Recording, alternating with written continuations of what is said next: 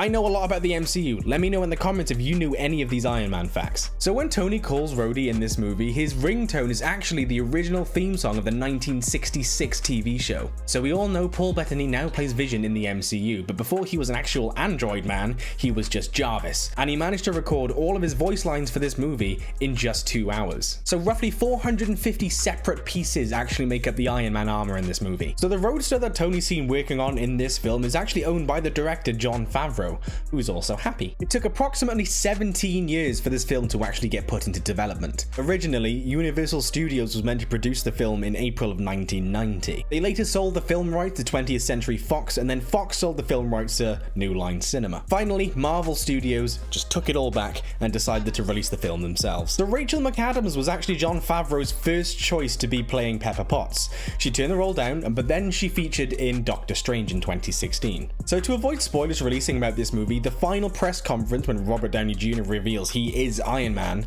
all of the extras were told that it was actually a dream sequence. So speaking of that final press conference, there were originally meant to be 400 extras crowded around in this one room, but Robert Downey Jr. suggested that they all just sit down to make it feel more realistic. So in the movie, Obadiah Stane also plays a piece of classical piano music from 18th century producer Antonio Salieri. So Salieri was known as a bitter rival to Wolfgang Mozart, who's also another famous piano composer. Salieri has also been said to have murdered Mozart, so this is a bit of a nudge nudge wink wink about the bitter rivalry that Obadiah and Tony have in the movie. When Pepper was shown replacing the arc reactor in Tony Stark's chest, this was actually filmed with a prosthetic upper body. So this chest piece was actually joined to Robert Downey Jr.'s own chest and projecting out at an angle, while Robert was in the back of the seat of which he was sitting. Gwyneth Paltrow, who obviously plays Pepper Potts, only lived 15 minutes away from the studio, which is one of the main reasons why she took the job, so she can travel very quickly back and forth the studio to be with her kids.